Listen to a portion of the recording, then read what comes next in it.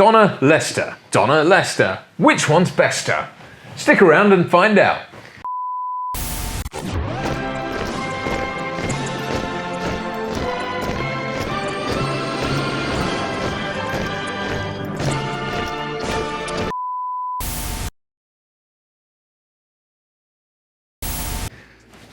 Okay. I come from a land down under, where women glow and men plunder. Can you hear the thunder? You better run. You better take cover. Welcome back to Val Verde Broadcasting. My name is Duncan Casey. Yes, that's right. What it says here, that's like exploding out in a really cool, like, fire of communist iconography. This is Richard Jackson. You know him from things such as that and Val Verde Broadcasting. I was an extra in a film once. He was indeed. It's true. Very convincing zombie. Yes, that's what I just want to do. That's what I do. Yeah. Strange energy in the room today. Also, I always thought that song when it's where women go and men plunder, and I was like, that doesn't really make a lot of sense. And now, after 20-something years, I've gone, oh. Women glow. Women glow. If this is your first time at Val Verde Broadcasting, we should do that, I think, because we're very bad at introducing ourselves properly. My name's Duncan Casey. I'm a professional actor of stage and screen. You can see all my kind of credits if you go on IMDb and put my name in, and I'd really appreciate it if you did. Mr. Jackson here is a professional videography, which I'm sure you can tell from the beautiful image that is currently making love to your eyeballs right now. Yeah, right up in your eyeballs. That's what I do. I'm a skull fucker. So anyway. Yes, Superman 2. Yes. Richard Lester, Dick, Donna. Yeah, the two dicks. The two dicks. Dicks Lester and Donna. Indeed. I mean, for those of you who don't know, and well, those three of you who don't know, the history behind it all was that Richard Donner was supposed to do Superman's 1 and 2. He filmed most of Superman 2. Was kicked off the project when they were due to go back and finish it because they rushed. They did rush Superman 1 out because it wasn't tested, was it? It just went straight into the cinemas. They tacked on the ending from 2 to 1, so there was a big load of kind of stuff that needed tidying up. And when it came time to kind of come back and finish off 2, his services were no longer required by the Salkins, who got Richard Lester in, who had done Hard Day's Night, Three Musketeers, that stuff. Yeah. So, hence why you have, in my view, in the Leicester cut, though it is more cohesive as a piece, and we must sort of say that the Donner cut has to be looked at through the prism of it's unfinished. It's finished decades later with your principal actor dead, and also missing like scenes that they've had to use. Screen test is in there, isn't it? Yeah. Which is really lovely. Love that. Oh yeah, it's really wonderful. Beautiful. But you can tell like Christopher Reeve is just way skinnier and stuff in it. And he's a beanpole in that, yeah. Beanpole. Before he met Darth Vader, Dave Prowse. So indeed. He said, I'll train him up, I will. Yeah, you want to be Superman, do you? Well, Darth Vader, I have. You I'll feed him Cornish pasties and cider. We just lost that West Country demographic. Tom Kerridge is switching off right now. Fucking pricks. I don't say like that. I'm going off to make a lovely Bovril chicken. Said the fucking Fennies. Yeah. That's true. Fenny cunts. Right. Anyway, so it was one of the, well, certainly in terms of my living memory, it was one of, if not the first, kind of a big example of internet petitioning, getting something done by a major studio. So ultimately Warner Brothers went, all right. I gather it's because Warner Brothers, through their deal with the Salkins, don't have to ask their permission for any of this stuff, so they can take whatever footage is there and turn it into a thing. And I gather it's been quite a lucrative thing. I have it because it came out, the Donner cut came out with the big box set of Superman movies they released around Superman Returns. Okay. So I have that box set, and that's when it kind of, and I gather that's when it was released as well.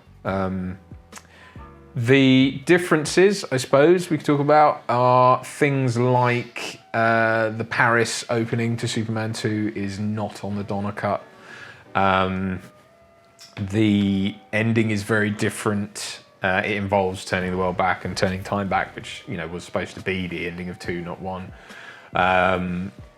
Things like the town, the Zod et al. Go to. That was Isn't the White House scene a bit different tonally? The White House well? scene's different. Like Zod picks up an M16 and starts gunning people down. And that kind of thing. Yeah, there's a lot more. It's very different tonally. Yeah, it's clear what Richard Lester brought to this series. Yes, which is very much that kind of Hard Day's Night kind of knockabout, wacky British humour type. I won't make a case for that, but I will make a case for something needing changing, which is that I do think the Donna version, it's unfinished, and it's not fair to sort of critique it in the light of it being a film, because again, he didn't even get the chance to. He could have been making tweaks as he went at the time, which he couldn't do ultimately. So it's, you have to see it as a fairly locked-in thing. But I find it's very character-driven, which is great, but it's also very not Superman-y. You've got that first film, which is a big 3-act or 4-act epic, and you invest all that time so that when you get to Superman turning up, wow, there's Superman, and then you get to watch Superman be Superman for the rest of the film, pretty much. This one, it's like, well, you would think, right, we've invested all that time, now it's time to see Superman, do lots of Superman stuff. No. And then he goes, I want to be human, I'm getting rid of my powers, and it's like, bye. And you're like, okay, now we have to watch him realise that's a bad idea. We know it's a bad idea. And it's kind of, I find it a slog to go back and watch. Everyone references, obviously, the ending, the big fight in Metropolis, and that's great, but it's not worth an hour and a half of my time to get to, if you know. What is the running time of this? The Donna version. I think it's a couple of hours. Yeah, it's quite long. Yeah. I mean, I watched this when it was first released because it was like a mythical thing. And also, by the way, history's kind of repeated itself, because what we're in now is the world of release the Snyder Cut. Yes. And the movement for the Donna Cut was very low key by comparison, but it did exist, and I think it emanated from Superman fan circles and stuff. Whereas the release of Snyder Cut seems to be some tangential trench in the ongoing culture war that we're all, dragged into. But it seems it's also morbid curiosity, I think, on the part of people. Well, I mean, what I found is there was a bit of this with the Donna Cut, but with the release of Snyder Cut kind of movement, it's this very sort of trenchant, zealous kind of like, we were robbed of this. We were robbed of a masterpiece. I do think those very same people were probably throwing slings and arrows at Batman vs Superman not 2 years earlier. So it's kind of like, well, I wonder, because that was, and it's a similar thing. It's really similar. It's weird because Superman 1 and 2 was supposed to be 2 films. They were shot back to back, and it was going to be this big 2-part story. Justice League, it seems, was as well. The official reason it seems that Zack Snyder left Justice League is because his daughter died, which is very, very sad. But it seems that in actual fact he'd actually been sacked quite some time before that, and there's a kind of PR-ish spin on it. Whereas Donna was removed from. He was unceremoniously just kind of cut by the Salkins, right? Because I think he was spending too much money. He had a falling out with it. Was it Pierre Spangler who was the, which is just fun to say, but also he was producer, I think, on it. He was one of those kind of. He's a friend of the Salkins. He's the sort of. Looks a bit like my granddad, actually. One of those very 70s, wispy-haired, beardy... Dirty Probably a very dirty shit. The dirtiest. The dirtiest. The dirtiest shit. Defecators. Dirtiest defecator. I'm Pierre Spangler. I've got a dangler. Anyway. All you do is talk about poo and wee. Yeah. Welcome back. I gather it was him in particular that he refused to be on set with him and the Salkinds, I think, but I think it started with Spangler, and then basically it boiled down to, I think it was like, well, it's me or him, get rid of Spangler or I'm not coming back, and they kind of went, right, you're not coming back then. So they called his bluff. Good luck. I don't recall saying good luck. And then in came Lester, and I think Lester was... We're going to get to it, and I want to separate this discussion from Superman 3, but I think... I don't think Lester's... he gets the rap of being this, like, arsehole, and it's all like... Bear in mind that a lot of people... It's only once this stuff came to light that people were like, what a piece of shit! You're always the villain. When you're the replacement, you're always the villain. Yeah. Unless you're Joss Whedon, apparently. But or Ron... Ron Howard. Howard, yes. Yeah, true. I think but he's not Howard. I think attitudes to that kind of thing have changed because we seem to be part of the process now. Whereas when this was happening, you wouldn't, unless you were reading magazines and stuff, you wouldn't know about it really. Yeah. Whereas now, kind of, not only is that stuff easier to find, but it seems to be more foregrounded in mainstream news as well. So fuck knows, I wasn't alive to know about it when it was happening. Yeah. It was all growing up with this as a thing. It's like page 7 of the New York Times. I mean, because there's the Batman thing about Michael Keaton's casting in the documentary that's on the DVD about that. They show a clip of the newspaper that it was showing, and it is like buried in page whatever. It's like entertainment news, like comedian Michael Keaton. Yeah. To play the Batman, Mr. Mom. Yeah. Mr. Mom. Well, that was a thing. Some sort of Batman. Yeah. So it's. Yeah, I mean, so I think Lester gets enough. I think Lester's a very competent filmmaker. I think he does lean into the comedy stuff, and would have probably made quite a good Roger Moore Bond director had that.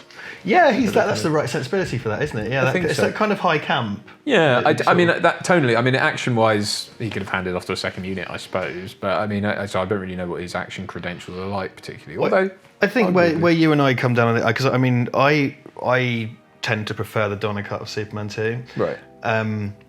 And I think it's more cohesive with Superman 1 as looking at it as one big long thing. Sure. One of the problems I have with Superman 2 as released is that it's so tonally jarring because it kind of mishes and mashes. But I think where you and I meet is that I like Superman 3. Superman 3 is probably my favourite of the Christopher Reeve Superman films. And I think it's because it's tonally consistent, because it's all Richard Lester. Sure. And someone in the comments when we did Superman the other day mentioned the bit when the guys in the traffic lights fight and stuff like that. Yeah. And it is really dopey. However, it's a high camp Silver Age Superman adventure. Yeah. Whereas the Donner one is way more grounded than that.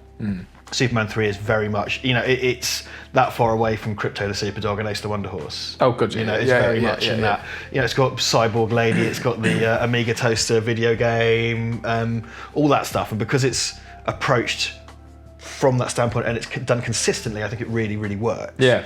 When that kind of stuff, because it's just mad to think. I know, say for example, Joss Whedon coming in to Justice League.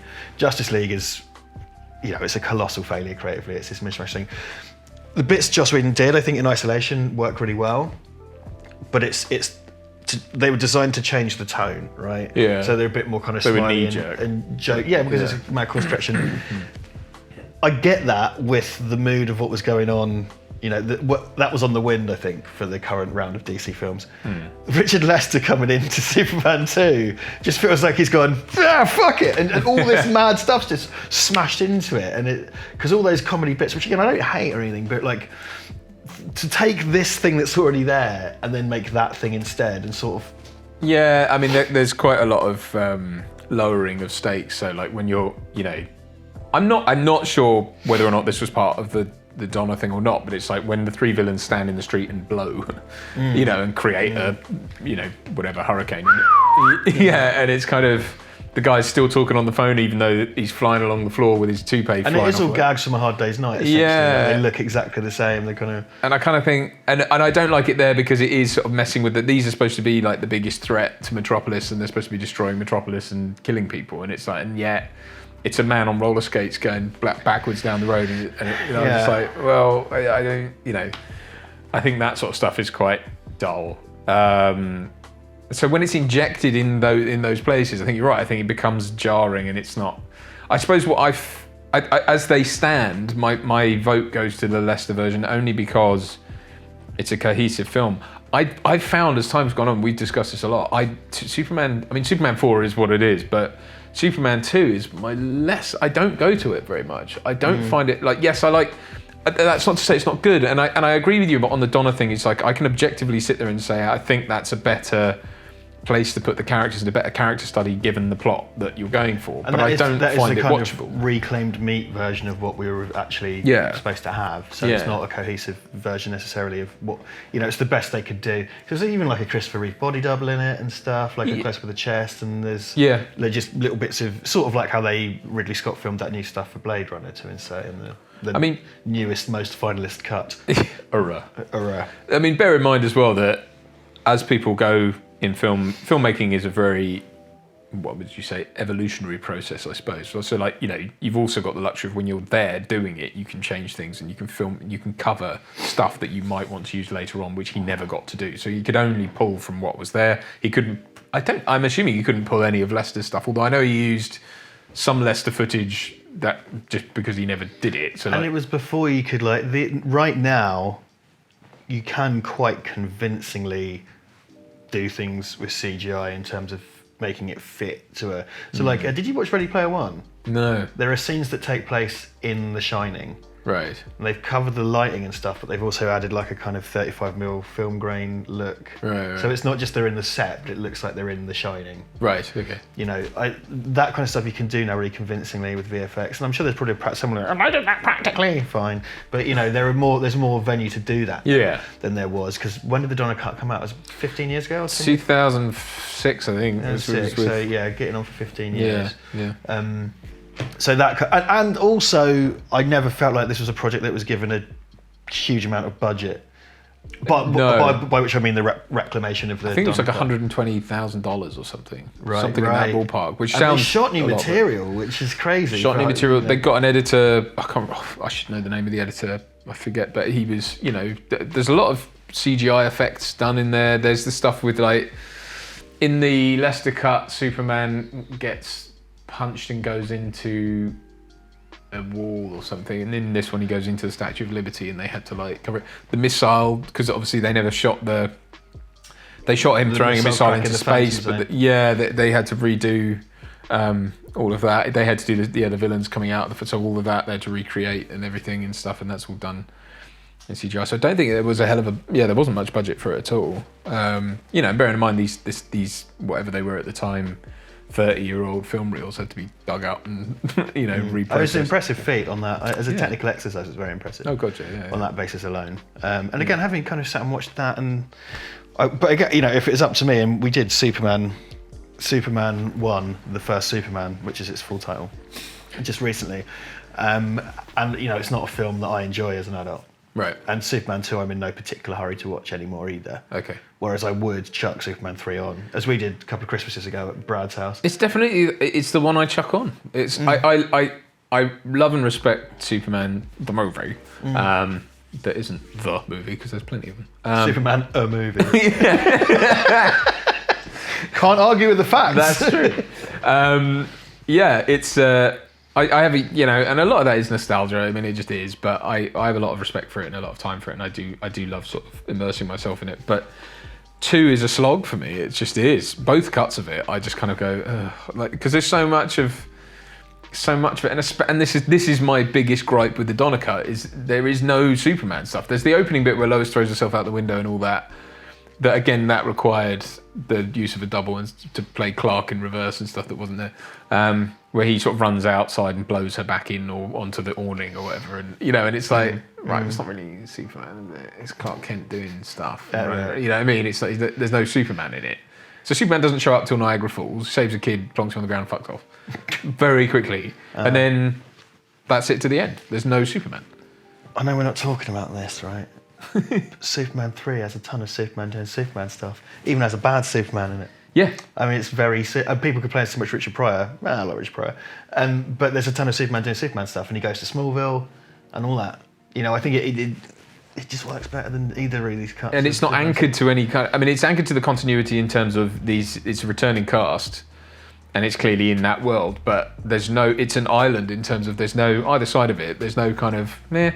Doesn't have to, it can just exist as its own thing. It could just be Superman a movie. Superman a movie. It really could, you know, and that I really love and respect about it. And yeah, it's got stupid stuff in it, and it's like, again, people complain about Richard Pryor. It's like, I think it's quite funny. Yeah, I really love him as a stand-up anyway. Yeah. And as a kid, I thought it was funny to have it, because they kind of made it a bit of a Richard Pryor vehicle, but. Yeah, I know. I mean, right? I mean, I have no problem with that. Yeah. There's a bit in one of I can't remember which one of Pryor's stand-ups. He's talking about did you watch Richard Pryor stand-up? Yeah, I've got some of them on. You know the one about you remember the one about his monkeys, and like he has a pet monkey and it runs down out of the tree, jumps on the Warner Brothers executive's ear and starts fucking his ear off. No, I know. He's like, well, you won't be doing pictures with Warner Brothers again, and I was sort of like, I wonder if that. Yeah, maybe. Is that going to do Superman 3? Yeah. I wonder. Well, I think that all started, again, we're not talking about it, but that all started from, was it Johnny Carson or something? He just mentioned that he really loved the Superman films. And that's what got him talking to Warner Brothers, and then they're like, yeah, we'll put you in the movie. And that kind of, it was supposed to just be like a cameo or a B plot or something, and then it just turned into, it's his movie.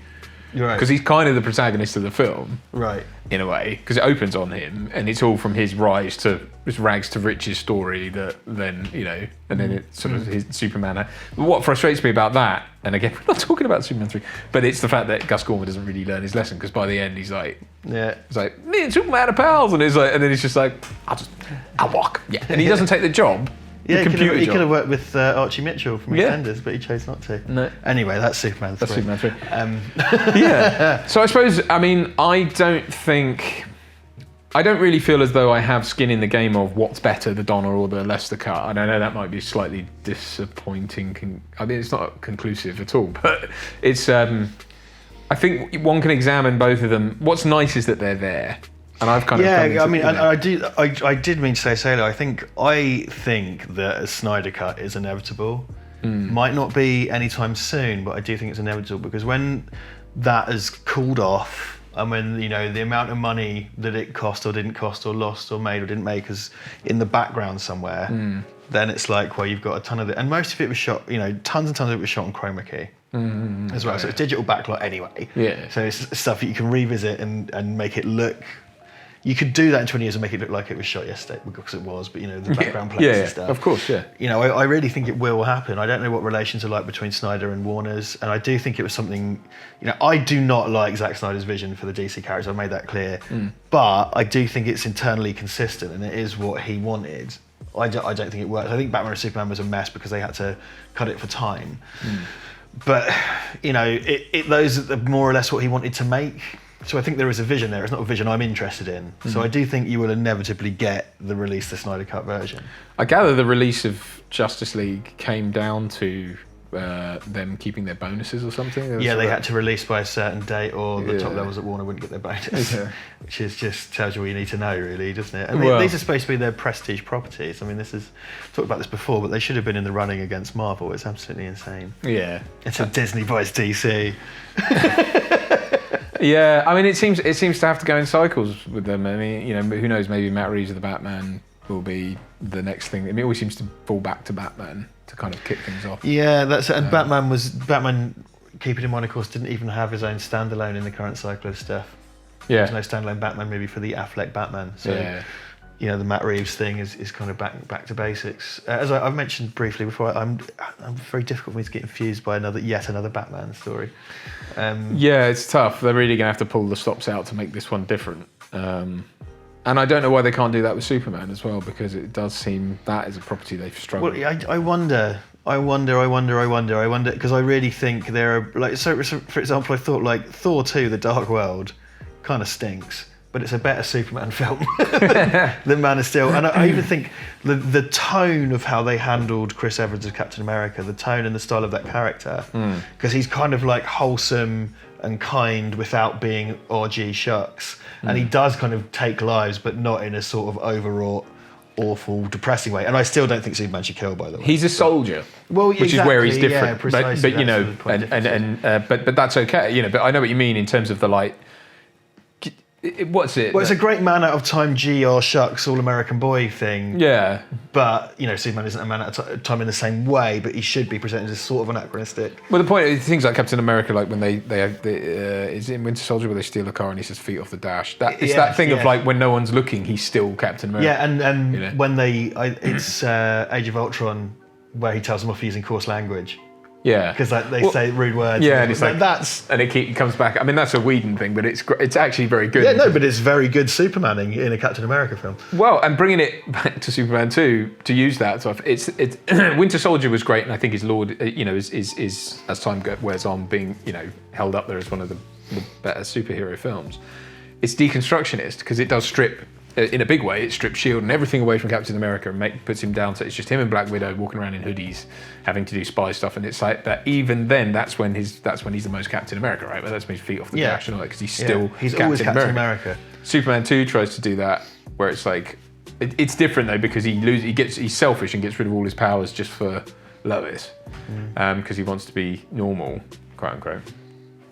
And I think again that's where I find it, and this is in both cuts of the film. I don't like that as a place to put Superman. You've just invested all that stuff to see why Superman is Superman, and then it's like, well, what if he wasn't Superman? And it's one thing like if he was stripped of his powers through no fault of his own, and he had to still fight to be Superman, even though he couldn't fly and wasn't invulnerable.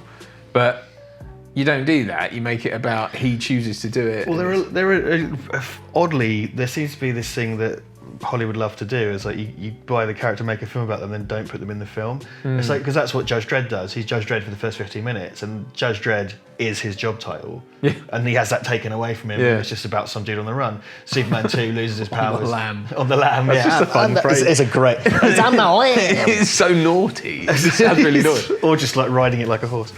And Superman 2 does that as well. And there's a few examples of just kind of like, why are you making this film if you don't want to make a film about... I mean, Man of Steel is a little bit like that in that there's not a tremendous amount of Superman stuff in it apart from fighting. Well, it's objectivism, again. It's the same thing that they do more openly with the Man of the Snyderverse. He's very open about making him an objectivist Superman, but he's kind of there in the Donner thing of like, he wants to not be Superman. You know it's what I mean? kind of a horrible burden. He puts himself first. Yeah. And it's like, but he shouldn't really be There are doing so many interpretations of Superman, but yeah, Superman generally is the ultimate selfless, and that's the point of Superman is he's better at being a human than a human. Yeah. He's the most human of all, despite not being human. And also, wasn't that the lesson at the end of one is that, you know, I mean, again, that's problematic because he chooses Lois over them, or he chooses he chooses unselfishly and Lois dies, so he turns the world backwards and gets to have his cake and eat it too.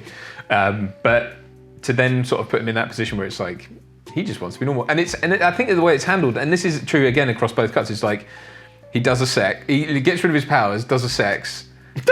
They drive a car from the Fortress of Solitude to Dick's Diner that wasn't there because they flew there in the first place. So I don't know how they got hold of a car. Dick Donner's Diner. Because they obviously held up a car and robbed someone at gunpoint or something with a big Kryptonian He just gun. melted them with his... Oh, well, no, because he don't even know, so they drove to Dick's Diner, watched the TV, realised the world was held hostage by Zod, and he's like, oh no, I've got to go back. And he walks back. No, Lois, you take the car. So he has to bum and he's literally walking along like he's trying to bum a lift off an ice truck or whatever, and it's like,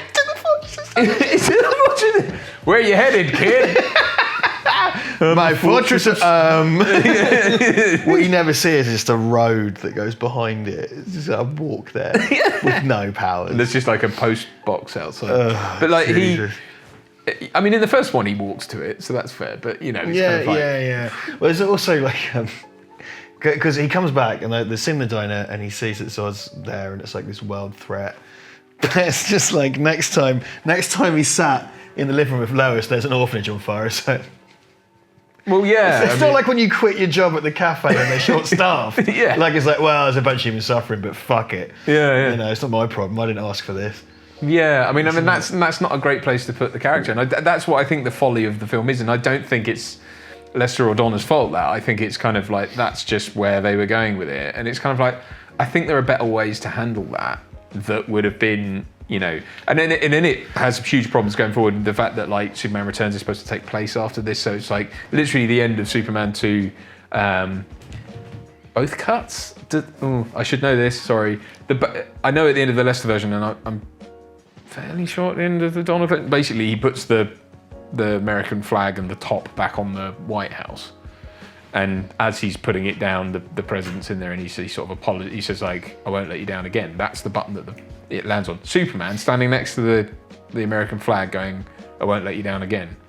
Flies off. 2 minutes. He does it quick enough so that Lois thinks that someone else might be the father of the child. So that means that like she has to have not only does he fuck America, but he's a deadbeat dad. Yeah. And he fucks his mum off as well. Yeah. So it's kind of a little bit. Yeah, it's so morally ambiguous. Superman Returns is a whole other discussion, which I'm sure we'll get to. But yeah, and so I don't want to. But I'm just sort of. I suppose I'm saying it in the context of that's why I just think this film just isn't what people remember it as. Well, I do find it funny. Like something that seems to have stopped, and this was in the era of. I don't know if it's just a playground thing, or it's a bit more grown up than that. But it always seemed that Superman 2 was on that list of superior sequels. Yeah. Like, oh yeah, Superman 2 is like a good example of a film that's better than the first film. And Yeah. And I'm someone who's not mad keen about either of them really. Yeah. I do tend to prefer the second one a bit, but it was like, oh, it's this vastly superior thing. When in actual fact, it's this thing that was reconfigured and kind of fixed and kind of mashed together and a troubled production, which, troubled productions are often resulting in good films. Yeah. But it was very much the accepted logic that Superman, or not logic, wisdom rather, that Superman 2 was the better film. Yeah. And then people just go, Neil before Zod, and you're like, Yeah, cool, thanks. that- Yeah, we've all seen more rats. well, yeah, I know, but also it's like, I mean, That's insert Alan Partridge gif. yeah. Yeah, I mean, because it's just, I guess it's nostalgia there. It's the, I mean, don't get me wrong, when I was a kid, I used to rewind the end fight all the time, and it was Superman going, it was superpowered beings having a ruck in. Super ruck, as my brother used to call it. Right. Yeah. I mean, the limitations of the day, I mean, we were talking about this in relation to the first film. I don't think the effects of that hold up at all well, because it's like there's the bit where he like flies at, is it Non or whatever, he goes at like, I'm going superpower to like punch you, and he stops and just goes, eh. So you got all that momentum up just to stop and kick him in the face.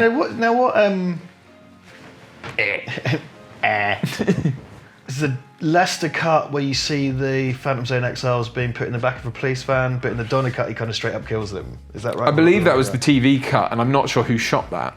Because that leads into then Superman destroying the Fortress of Solitude. Right.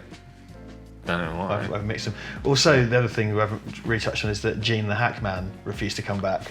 Indeed. So there's loads of wonky kind of Princess Leia in Rise of Skywalker. Yeah, it's yeah. like, I am Lex Luthor! And I think they even didn't they dub his voice? Yes. It's like, hello, I'm Gene Hackman! Like, well, there's a bit where he's trying to climb, because they drop him in the Fortress of Solitude, and so they try to use bits of him like climbing up and down things. And he's like, racking, fracking.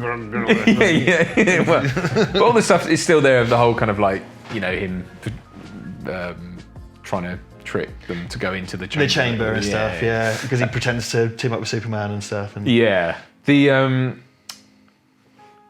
other thing that's important, and one of the reasons why the Donner cut could happen is, of course, Marlon Brando's estate agreeing to allow them to use the footage, because for the longest time they obviously in the Leicester version, Brando wouldn't allow them to use the footage of him in this. They paid him lots of money. Oh yes, of course. So it's his Lara L or whatever. Yeah, it's his mum who comes back, which is weird because it's kind of like, hang on, I thought, what? She's like, here's a crystal that you didn't know about because you sat on it or whatever. And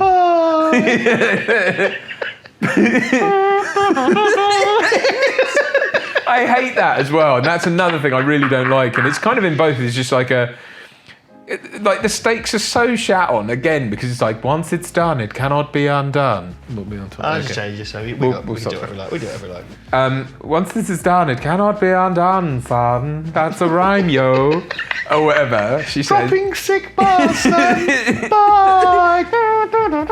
Just walks off back into the light, and then it's kind of like, but it isn't, because here's a green crystal. And there's so much of that in kind of sci-fi fantasy and comic book superhero stuff. It's kind of like, you can't change this like at all, and then give it off. You can't change Superman, give it off her. Yeah, I know. It's so just, It's the sort of Call of Duty thing of crouch behind the rock till your bullet wounds heal. Till all the blood drips off your eyes. Oh no, get behind the barrel! So yeah, My granddad was at Normandy, got blood in his eyes and hid behind a barrel. I also have to question the wisdom of like the crystal that creates Fortress of Solitude, gives him his powers back in both Superman's 2 and 4, by the way, is green. It looks like kryptonite. Yeah. There's a bit of branding going on there that I'm sort of a bit... And Superman 3, when they do the bad, it's essentially red kryptonite.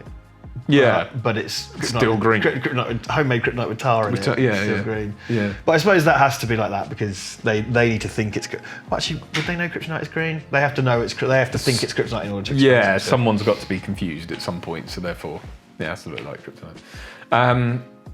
And Superman is just like, well, fucking everything's green. I mean, I don't know.